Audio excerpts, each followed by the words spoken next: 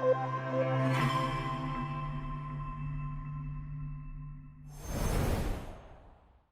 what's up everyone? GameDad here, coming at you guys with another compilation video. This time we are taking a look at my PS1 collection series that I did. Now this was a 5-part series because I've got quite a few games in that collection so far. Now, if you are new to the channel or you just haven't yet, please be sure to hit those like and subscribe buttons down below, as well as that little notification bell so you get an alert every time I get a new video coming out.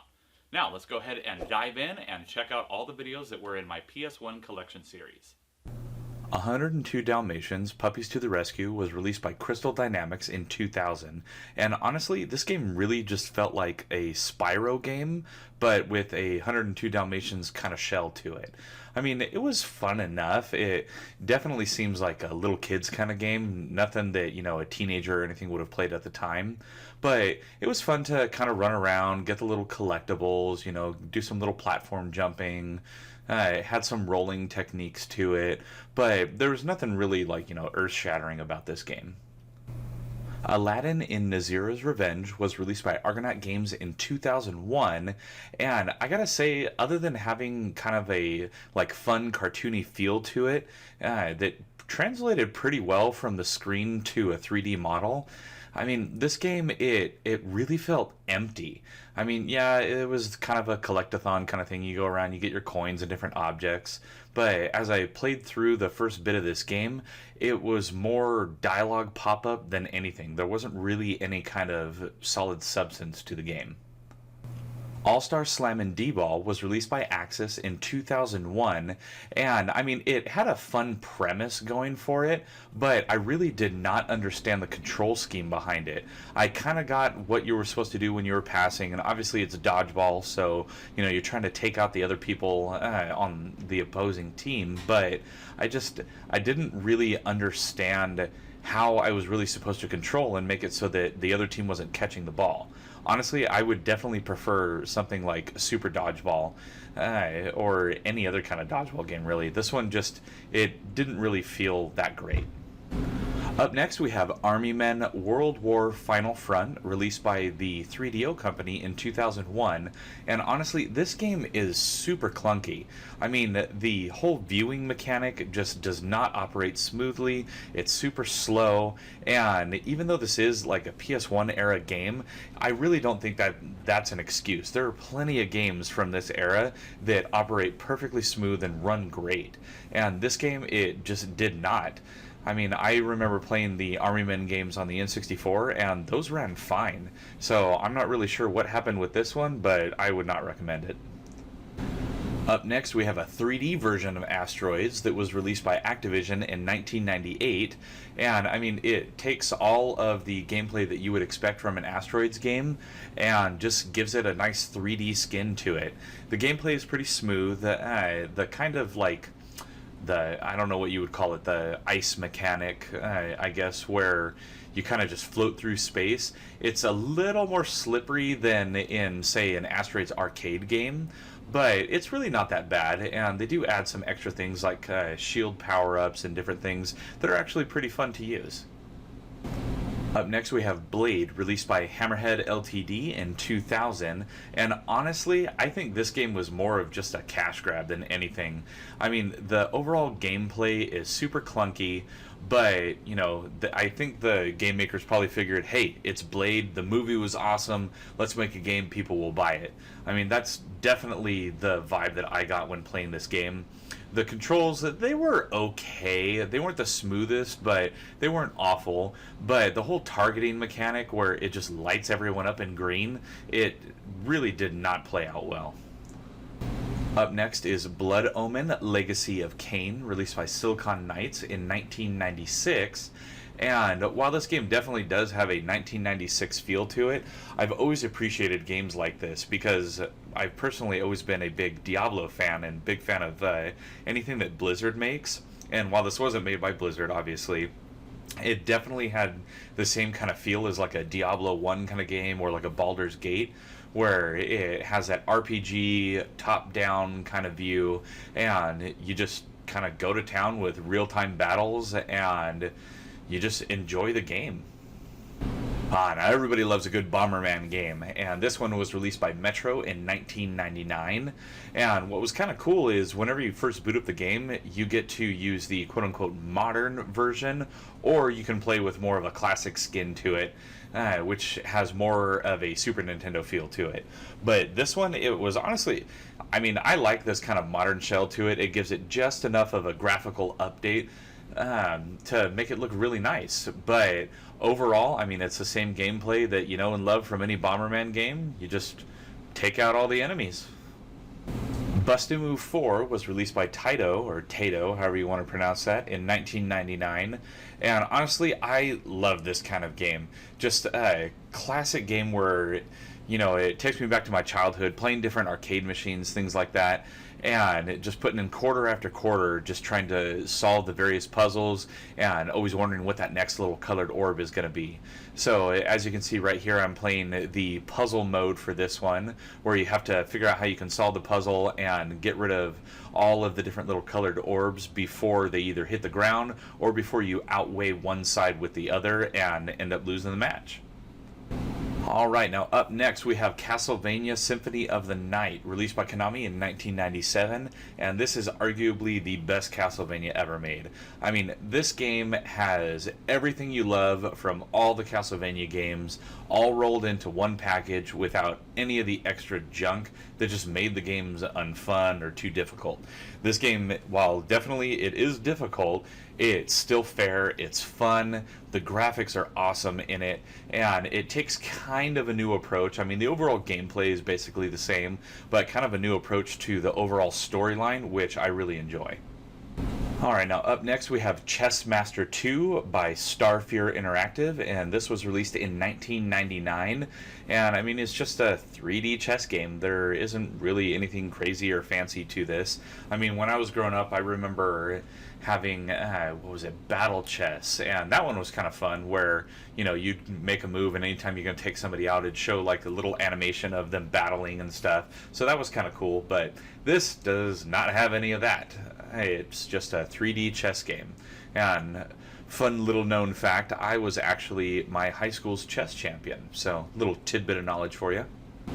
Up next is Chrono Cross, released by Squaresoft in 2000. Now, while this one isn't like a direct sequel per se to Chrono Trigger on the Super Nintendo, it's kind of like a spiritual successor, quasi-sequel kind of thing.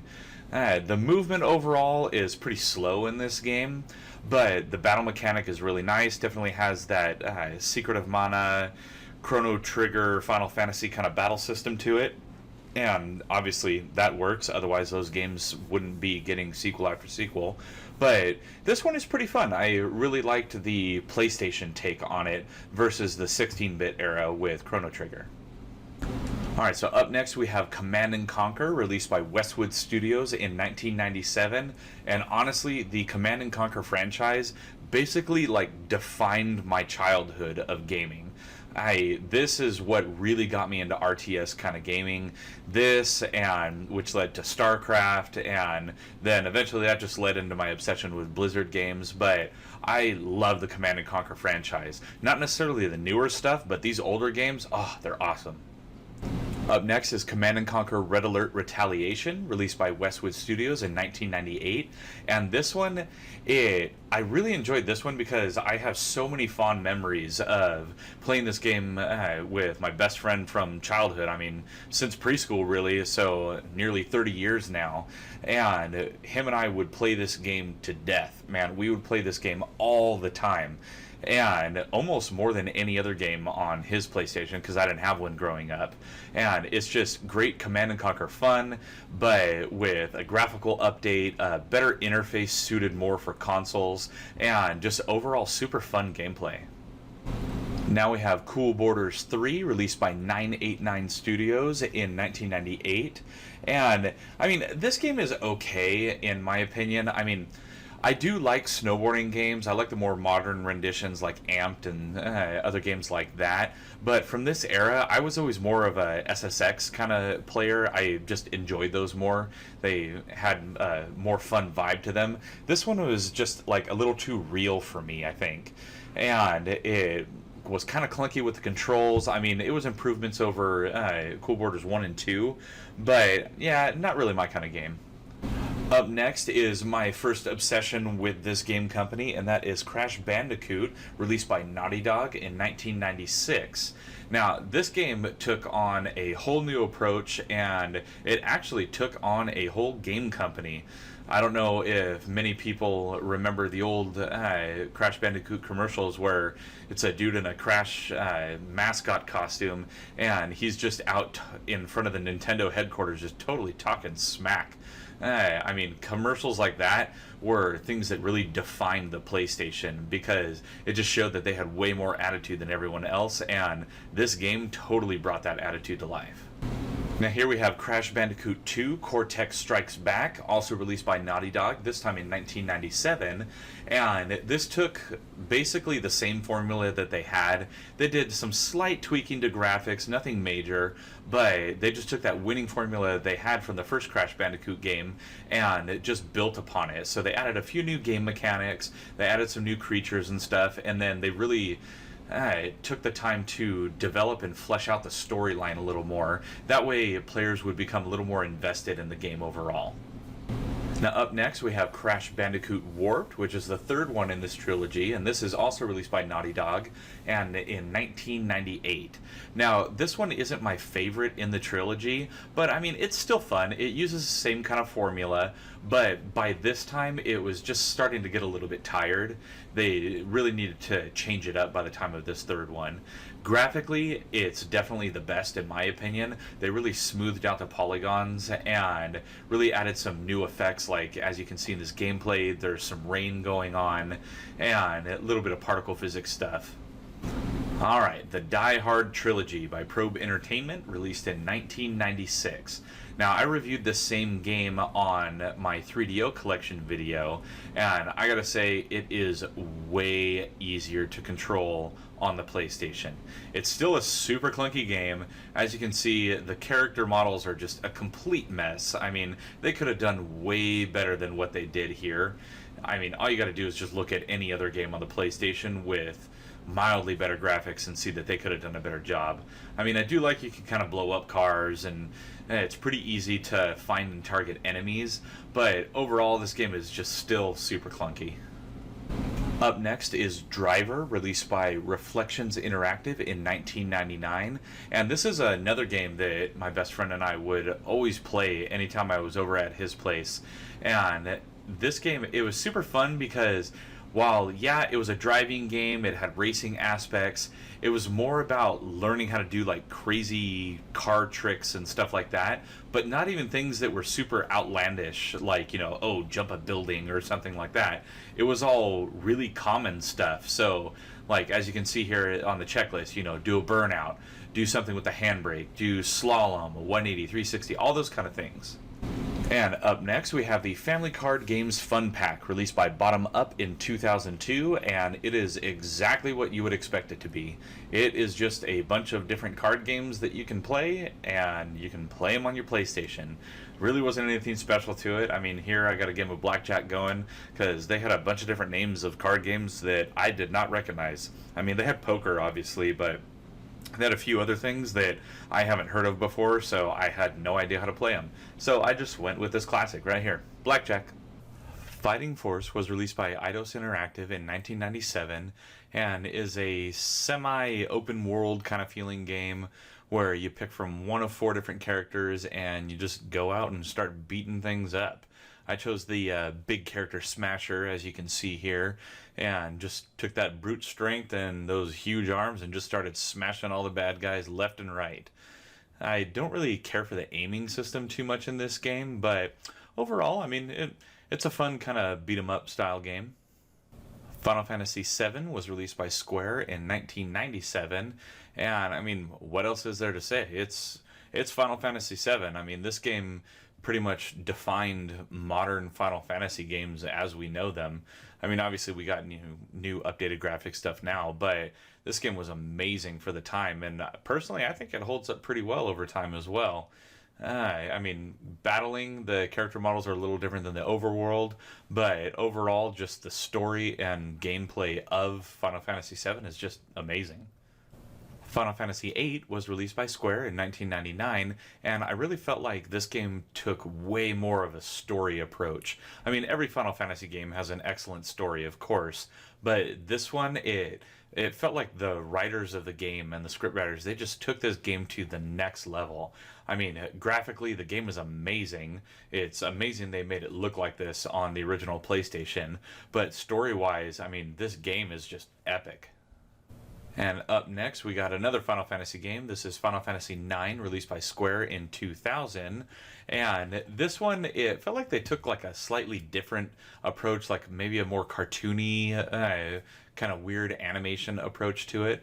But overall, I mean, it was still a fun Final Fantasy game. Definitely not my favorite. I thought this entry was just a little bit weird, but overall, I mean, it was an okay game.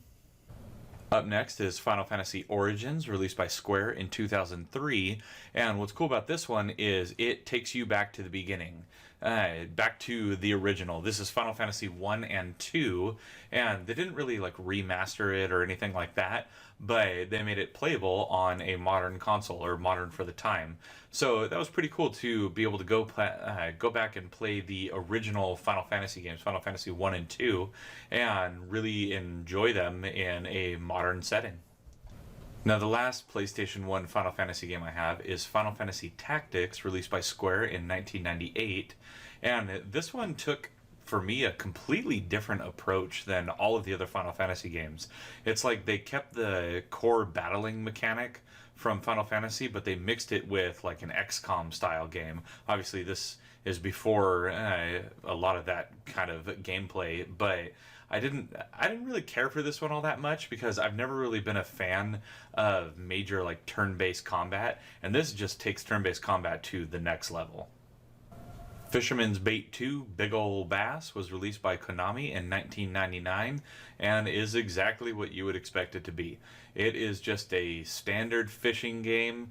You throw out your line, you reel it back in, you try and catch some fish along the way, and I'm sure there's some more challenges and things like that to it, but I have never been able to get into these kind of games. I mean, sports games in general, I really can't get behind, and for me personally, I think fishing is just incredibly boring, and video game fishing just isn't really my cup of tea. Alright, and we got a Barbie game. Gotta Have Games, released by VIII Games in 2003, and obviously this is like my prized possession. I mean, no, it's not at all. This game is just awful. I mean, it's terrible graphics, it's basically cheap knockoffs of several other kinds of games. Like this one, for instance, is kind of like a Connect 4 kind of game, but you can't even connect diagonally. You have to actually stack vertically in order to actually win the game, and that doesn't really work. Up next, we have Gran Turismo 2, released by Sony in 1999. Now, these games, especially nowadays, we have a few different kind of racing games, but I remember when these games first came out, I mean, these were the epitome of like the most top high-end car games that you could get. I mean, they're fun, the controls were super realistic and responsive, and the graphics were absolutely amazing. I mean, by today's standards, they do not hold up well at all. I mean, it looks blocky, it looks very polygonal, very, very poorly drawn, but back in the day, these were awesome. And here we have an absolute classic, that is Grand Theft Auto 2, released by Rockstar Games in 1999. Now, this is back whenever these games were still a top-down view, as you can see. It still kind of has a 3D kind of effect whenever you're jumping. You can see the character kind of pop up off the map, off the screen right there. But the thing I didn't really like about these games back then were the way that you controlled the character. It just was not fluid movement, and you had to like hold a button down and then face in a direction and it would run that way, and I don't know, it just felt kind of clunky, but overall it's a fun game. Now, this one surprised me when I found out who made it, but this is Hooters Road Trip, and it was actually released in 2002 by Ubisoft. I mean, I can't believe that that company made a Hooters racing game. I mean, this game, it is so very hard to control. The vehicle driving is so clunky. It is not very responsive. It makes it very difficult to not overcorrect, as you can see in the gameplay. I mean, This game is crap. Up next, we got another classic, that is Hydro Thunder, released by Midway Games in 2000. And if you don't know already, this is a game where you take totally souped up, futuristic looking like rocket boats armed with weapons and all kinds of crazy stuff, and you just race them. And this game, I remember playing this in arcades constantly.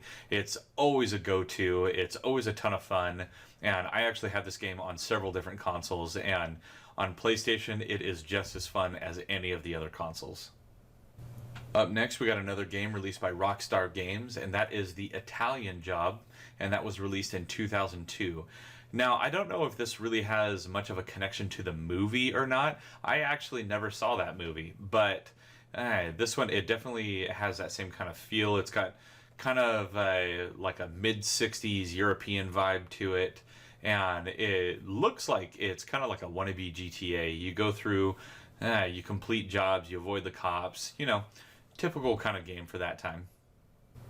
And who doesn't love a good game of Jeopardy by Hasbro Interactive in 1998? Now, this game is just like any other Jeopardy game. You know, you get questions, you get categories, you answer those questions from those categories, and if you get it right, you get money and you keep going. I mean, that's really it. The interface is a little weird in this one. As you can see, you gotta spell things out in a strange way, so that's not very intuitive, but I mean, you know, it's Jeopardy. Up next is Legacy of Kane Soul Reaver, released by Sony in 1999. Now, this one, it's different from Blood Omen in the sense that, as you can see, it is a total 3D game. I mean, Blood Omen definitely had like an original Diablo kind of feel to it, and this one just gives you a completely different perspective, and I really enjoyed that, actually. Super fun game, excellent graphics, and even now they hold up pretty well for what they are. And this game feels like it has, you know, just a really strong story backbone to it. Here we have Lego Island 2, The Brickster's Revenge, released by Lego Media in 2001. And as you can see, this is a very early attempt at the Lego games. Modern Lego games, they're fun, they're whimsical, of course, you know, they're Lego, but the graphics are actually pretty dang impressive in Lego games. This, not so much at all, and the controls are absolutely horrible. I mean, it's cool you get a little skateboard and stuff like that, but that does not make up for just a very poor control scheme in this game. Now here we have Lego Rock Raiders, also released by Lego Media, this time in 2000. And this game it's interesting. I've never played a top-down Lego game before. I mean, it has a lot of the same elements you would expect from any other Lego game, but in this kind of top-down isometric kind of view. So it's an interesting take on these games. I mean, you go around, you hit your collectibles, you got your cool little jump move as you saw right there, and you get like a little helicopter you can fly around in, but the whole time, from what I can tell, is you're just spending it down in these caves.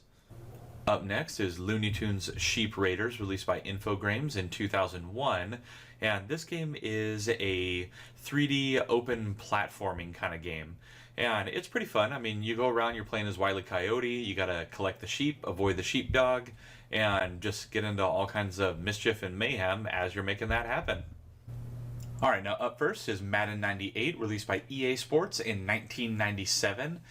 And most of the time I don't really care for sports games all that much, but this one, I don't know, graphically it just kind of jumped out at me a little more. It didn't have that super realism, but it had kind of an interactive sprite sort of feel. So it has that retro feel to it without being overly realistic like a lot of modern sports games are. Now, here we have Madden 2002, released by EA Sports in 2001. You know, they're always a year ahead.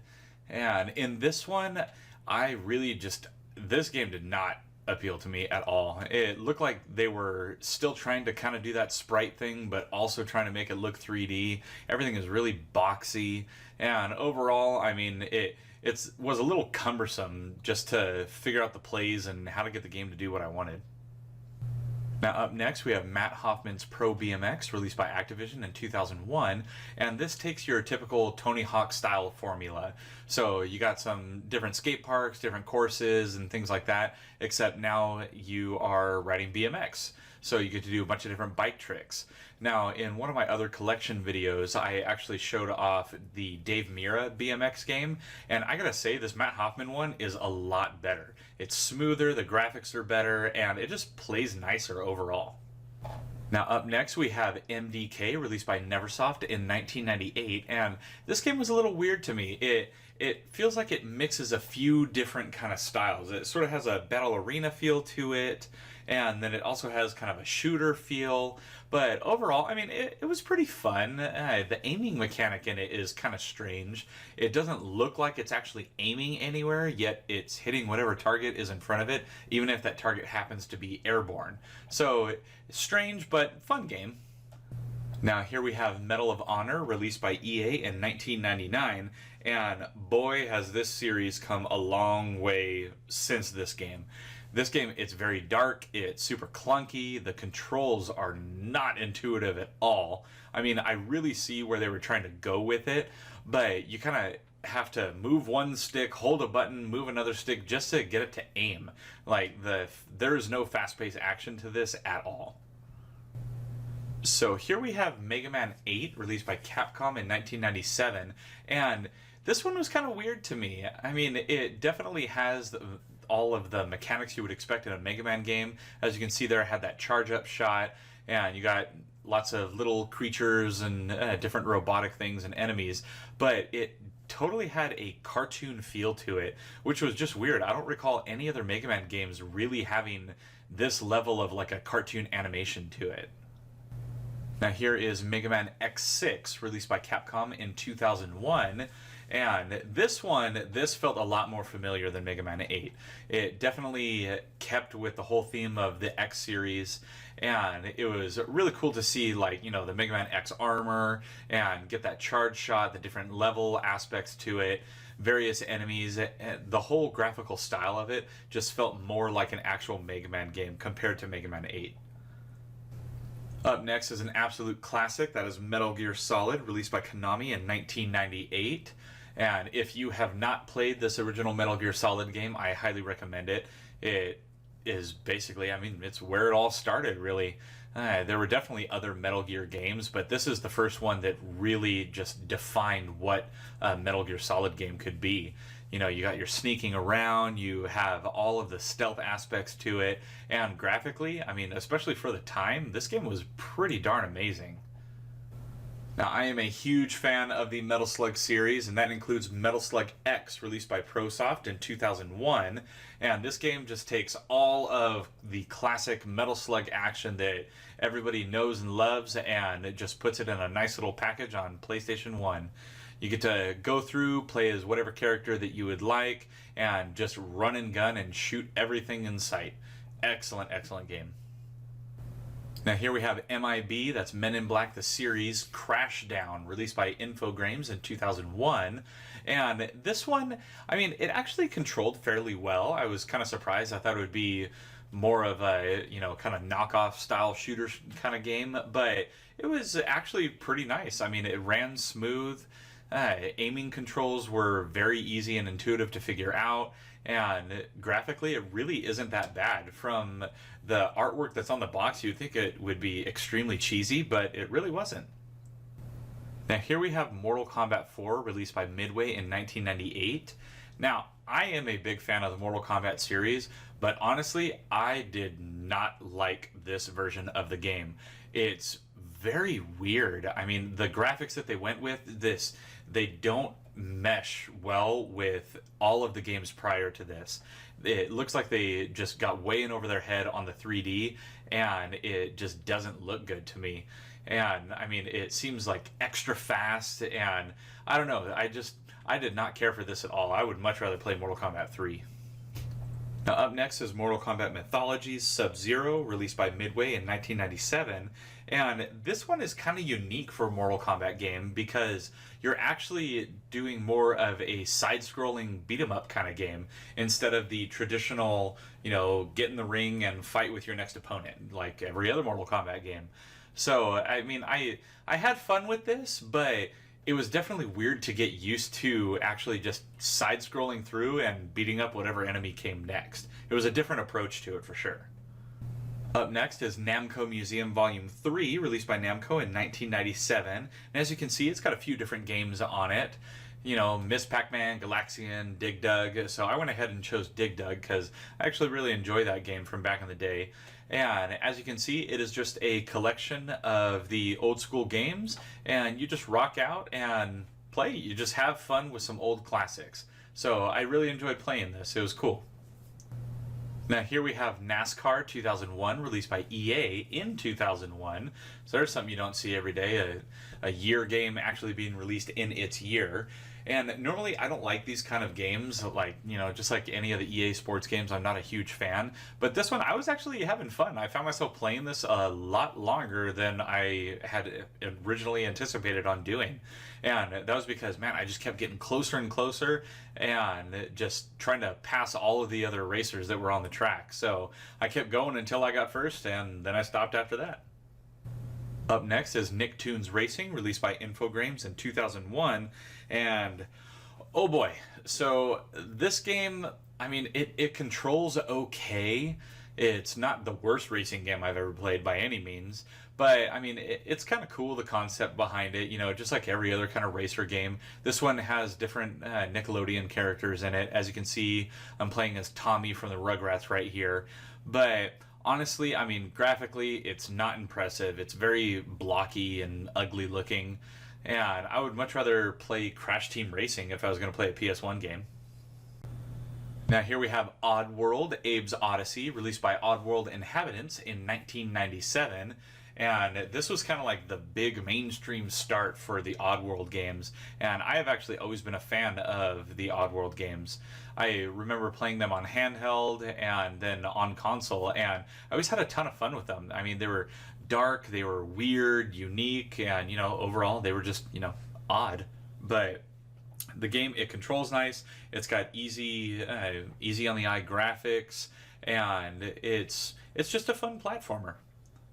Up next is Oddworld Abe's Exodus, released by Oddworld Inhabitants in 1998, and this was the successor to Abe's Odyssey. So you got a little bit smoother graphics, a slight update, it's 1 year later, and this time they introduce a few new mechanics to the game, things like that, and they also reintroduce you to the old ones, the old control schemes, but this one, I still had a lot of fun playing through this one, honestly. I mean, it's nothing crazy. It's not some major advancement. They found their working formula and they just stuck with it. Now, the last one for this video is Pipe Dreams 3D, released by Empire Interactive in 2001. And it takes that old classic game, Pipe Dreams, where you start going and then the ooze starts flowing through the pipe. Eventually the exit will show up and you just gotta guide the ooze to the pipe. Usually you end up with a limited number of actual parts that you can use, but it's kind of cool seeing it like in a 3D setting. I mean, it's nothing earth-shattering, but it was still fun to play. Point Blank 3 was released by Namco in 2001, and this is just kind of your average, everyday kind of like shoot the targets in front of you kind of game. It's got a few different mini games to it, and I don't remember if it was this one or if it was one of the other Point Blanks, but I believe it was included on the PlayStation Classic. I mean, overall, this kind of feels like one of those Wii party game kind of things, but it wasn't really that fun to me. It just didn't really grab my attention that well. Power Rangers Lightspeed Rescue was released by THQ in 2000, and this game is actually kind of fun. You go through in a nice 3D kind of environment. You get to pick your ranger that you want to go on missions as, and you just get to have fun playing as a Power Ranger. And a fun fact, in my martial arts career, I have actually been able to train with the guy that played the Blue Ranger, Mike Chat. He was also the founder of XMA, Extreme Martial Arts. Primal Rage was released by Probe Entertainment in 1995 and definitely tried to capitalize on the whole fighting game scene. It takes, like the typical Mortal Kombat, Street Fighter type of game, but it adds different creatures and stuff in kind of a post-apocalyptic kind of setting. And I gotta say, this game, I like the animation style, that claymation kind of look, but overall the gameplay is just, it's not intuitive and it wasn't very fun to me. Pro Pinball Fantastic Journey was released by Empire Interactive in 2000 and is a great way to just sit back, relax, and enjoy some pinball from the comfort of your own home. Not many people have their own pinball machines or anything like that. I personally would love to get one in the collection, but I just haven't found one that really speaks to me yet. But this game is a great way to kind of, get a cure for that itch until the day that I have my own pinball machine.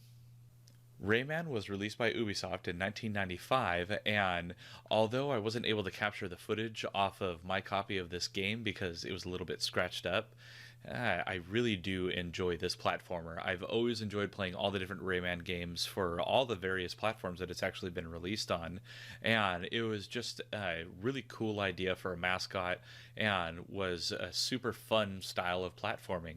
I really enjoy playing this game. RC Helicopter was released by D's Garage 21 in 2002 and gives you the ability to fly around a nice little remote control helicopter. Now, I've had experience with RC helicopters and stuff in real life, but I gotta say, playing the video game version, you would think it would be a ton more fun because you don't have to worry about ever breaking it. But man, it was hard to control. I don't know if it was just the way they designed the game, but it was not intuitive at all. It took me a while just to figure out how to get the thing off the ground. Ready to Rumble Boxing Round 2 was released by Midway in 2000 and takes everything that you know and love about the original game and just adds to it and improves upon anything that was lacking. This game is super fun, it's dynamic, it's colorful. As you can see, it has, kind of comical proportions, and it's just fun to just get in the ring and just start wailing on one of your opponents.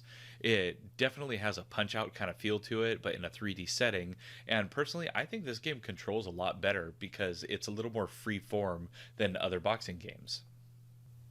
Real Fishing was released by Natsume in 1998 and is just your generic everyday kind of fishing game. As you can see, the background here is pretty generic. There's nothing crazy going on. Yeah, they got an animation of some water moving and stuff, but I just couldn't get my attention grabbed by this game.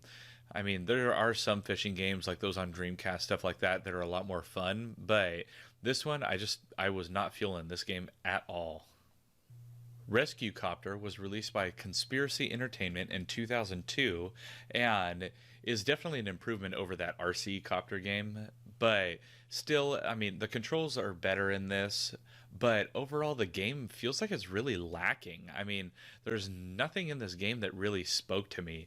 As you can see, it's a very barren landscape. There isn't really anything crazy going on. I don't even remember seeing any pedestrians as I was playing through this mode of the game. You got your little generic fire town, and that's about it. Resident Evil 2 was released by Capcom in 1998, and this game is just such a massive improvement over the original one, in my opinion. Graphically, it's way better. They added a lot more zombie kind of gore to the game. The controls are still a little funky to me. They kind of have that tank control feel. But overall, it's a fun game. It's great graphics. It really pulls you into the story and really gives you that horror game kind of feel. And plus, they have the remake of Resident Evil 2 coming out, so that's awesome. Road Rash 3D was released by EA in 1998, and I gotta say, this one is fun. It's cool to see more of an actual 3D environment instead of like the 3D drawn sprites kind of thing going on. But the controls were not as smooth as previous Road Rash games. I love Road Rash on the Genesis, and this one, I wasn't feeling it. It had that Road Rash kind of feel to it, but it didn't really feel like it was a Road Rash game. Road Rash Jailbreak was released by EA in 1999, and honestly, I have no idea why this game was ever created. The graphics are terrible, the controls are super clunky, and I mean, honestly, in my opinion, this game is just crap. It looks like they just tried to capitalize on, like, that whole XCon kind of vibe or whatever. Maybe there's something going on in this era. I don't remember, but I did not like this game. I thought that it had no business being a Road Rash game. It could have easily just stood on its own as some crappy game that got thrown to the wayside. Skateboarding by THQ, released in 2000. Boy, did they really, really like try to have a Tony Hawk kind of thing going on here, and boy, did they not succeed. This game does not control well. The graphics are horrible, and as you can see, I mean, I look so pale, the character in the game. Like, I don't know who this is supposed to be, but it does not look like a normal human being. And this game is just not fun. And honestly, who wants to have to deal with all of the other skaters at the skate park whenever you're doing a skate game? No one. Spawn the Eternal was released by SCEA in 1997 and is a nice 3D upgrade for a Spawn game. I mean, it doesn't look as choppy or as grainy as other Spawn games do, but honestly, I didn't really care for this one all that much. I mean, it was okay, and the graphics were good. It had some good audio going to it, but I don't know, I wasn't really feeling this one. I really liked Spawn on the Dreamcast a lot better than this one. Next up is Spyro Ripto's Rage, released by Insomniac Games in 1999, and this game takes everything about the original Spyro game and just makes it so much better. I mean, the graphics are awesome in this game, and in my opinion, I think they still hold up pretty darn well today. And I mean, you get that classic collecting action of Spyro games, you get your different charge stuff, you get breathing fire, you get all the awesome stuff that you would expect from a Spyro game, just in a nice, pretty new shell. Star Wars Demolition, released by LucasArts in 2000. Now, this game, to me, it seems like they just tried to make Twisted Metal, but with Star Wars instead. I mean, it controls well enough. It definitely controls better than the original Twisted Metal, but I would say Twisted Metal 2 is a lot better than this.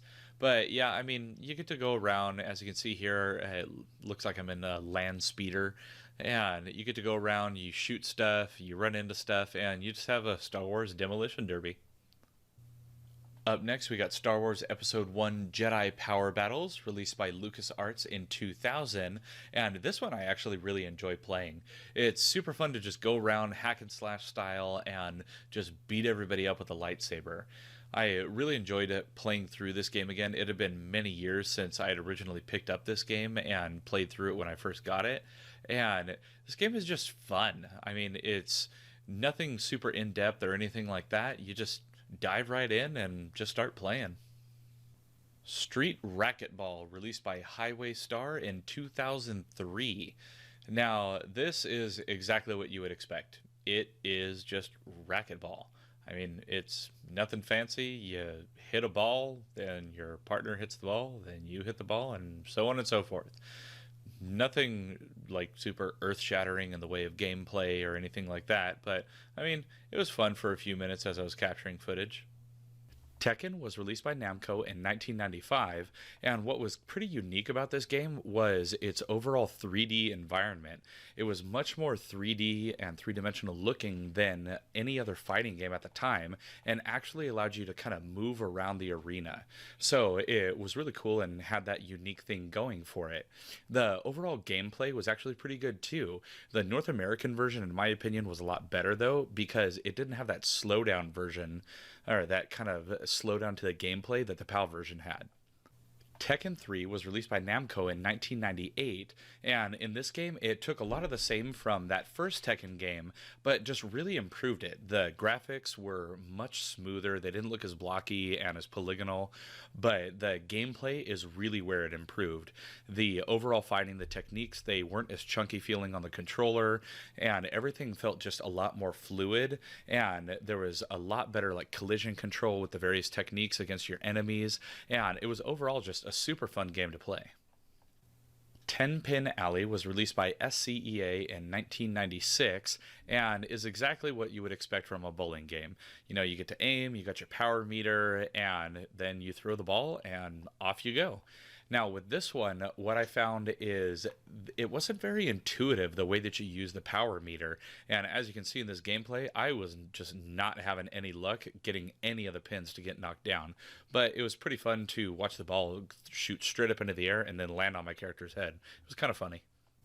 Test Drive Off-Road was released by Accolade in 1997, and as you can see, I mean, it definitely has PS1 era graphics, and the controls were actually surprisingly pretty nice. I mean, it was a little weird trying to get the steering down in the beginning, but overall, I mean, it played well. The graphics, the models for the different vehicles, they aren't that bad, but I mean, other than a few little elevation changes and bumps, I really didn't get the whole, you know, quote unquote off-road aspect of this, other than it being, you know, trucks. That doesn't really scream off-road to me, though. Now here we have Test Drive Off-Road 3, released by Infogrames in 1999.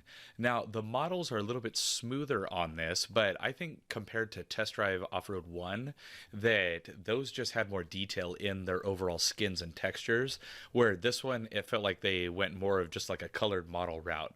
Now the controls in this one, they were okay. I would say that, again, Test Drive Off-Road 1 was better, but my biggest complaint about this one is everything was just so dark in this game. It was really hard to see what was going on. Now here we have Tiny Toons Adventures Plucky's Big Adventure, released by Conspiracy Entertainment in 2001. And this is a pretty cool little Tiny Toons game. You play obviously as Plucky, and you go around in kind of a side-scrolling yet 3D environment, as you can see in this gameplay footage. Now, this game is definitely geared towards much younger of an audience, but I mean, it has its quirks. It looks really good for what it is. I mean, it's definitely got that animated feel to it, and I mean, it was an okay game. It really wasn't bad. Up next is Tomb Raider, released by Core Design in 1996, and this is where it all began. This game was so revolutionary for everything that it had going on. Just its mechanics, what you could actually do, and it really showed off what the PlayStation was capable of. Now, this has not really, you know, withstood the test of time very well. As you can see, there's a little bit of slowdown in the gameplay when a lot of stuff starts happening, and the overall character model for Lara Croft is just not good. It is incredibly boxy, and yeah, I mean, overall though, it was a really fun game. Now up next is Tomb Raider 2, also released by Core Design, this time in 1997, and honestly, out of the original trilogy, this one is my favorite. I didn't really play this one on PlayStation when it came out, but I played this on PC a ton. And this whole obstacle course at the Croft Manor, it was so much fun just going through, practicing, learning all the different techniques that she could do. And then if you did it under a certain amount of time, it opened that hidden room inside of the mansion. But man, that was a difficult challenge to actually master back in the day, but tons of fun doing it. Up next is Tomb Raider 3 by Core Design in 1998. Now, I'll admit, I did not actually play this one back in the day whenever it first came out, but playing through a little bit of it, that way I could capture the footage, I mean, it seemed like, you know, your everyday Tomb Raider game, just like the other two, but this one, the lighting was just not very good to me. As you can see in this footage, everything is super dark. I mean, her character model almost looks like it's just a shadow without a skin. But, I mean, it had all of the gameplay controls you would expect and all the maneuvering and everything. I mean, it was solid. It's a Tomb Raider game. Now we have Tomb Raider The Last Revelation, released by Core Design in 1999. Now, this was the final game that Core Design did, and I think originally it was just supposed to be a trilogy, but then they ended up making this one as well. And by this time, this franchise definitely was experiencing fatigue. I mean, you can see they've had their standard upgrades year over year that you would expect, but there really wasn't anything new that this franchise was offering to the players, not in my opinion anyways. I mean, the original games were awesome, but by this time they should have just stopped while they were ahead. Now here we have Tony Hawk's Pro Skater, released by Activision in 1999, and this is one of those games, man, this is like PlayStation at its finest. I can't even tell you how many hours I put into the Tony Hawk Pro Skater games. This one was just awesome. It was so revolutionary. And of course, there were other skating games and, bike games and stuff like that. But this is the one that really just took everything to the next level. And this game was just so much fun. Plus, you could play as all of your favorite skaters. I mean, what was better than that? Here is Tony Hawk's Pro Skater 2, released by Activision in 2000, and with this one, they took everything that you knew and loved about the original Tony Hawk game, and they just made it exponentially better. This game has everything you could ever want from a Tony Hawk game, plus everything that you didn't know that you wanted. It has so many more secrets. It has much better character models. The physics have been improved dramatically. It has tons of new tricks. It has new riders, decks, everything that you could want. Plus, it gave you awesome expansions on already existing levels and different parks, which was great. Now, here is the original Twisted Metal, released by SCEA in 1995. Now, this game was another pioneer on the console. It totally took derby, destruction, all that stuff, and just added a totally twisted take on it, pardon that pun, but that's really what the game was. You just had these way over the top characters with these crazy different munitions that they were able to use, and you would just go out and destroy everyone that you could find. Such an awesome game. Now here we have Twisted Metal 2, released by SCEA in 1996, and this is arguably the best one out of the original Twisted Metal games for the PlayStation. The graphics, as you can see, are just immensely improved. They added tons of new power-ups and different things to be able to do. As you can see in this map, it is a much more expanded world, and it's just amazing the level that they went to in this game. Man, if Sony wanted to sell that PS Classic, they should have put this one on there for sure. Now here we have Twisted Metal 3, released by 989 Studios in 1998, and this was actually the first one that I'm aware of that instead of being released by Sony was actually released by a third-party studio. And this one, while I would say that it has better graphics, I would say that the overall gameplay is not as good as Twisted Metal 2. I just wasn't feeling it. I mean, the controls were okay, but they felt a lot more fleshed out in the previous games. I mean, that's not to say that this wasn't a good game. I just prefer Twisted Metal 2 more. Now, next up is Twisted Metal 4, released by SCEA in 1999, and with this one, they must have had feedback from the players, just like I said in the last one, it just wasn't as good as the original ones, so I think Sony just took the reins back from 989 Studios and decided to go through and develop the fourth game themselves. Now, unfortunately, the playback wasn't working correctly on my PS1, so I don't have any footage for it, but it was a pretty fun game. Now here we have Weakest Link by Activision, released in 2001, and this is just the game show, The Weakest Link, in PlayStation form. I mean, it's just like the other kind of game show games like Jeopardy, stuff like that.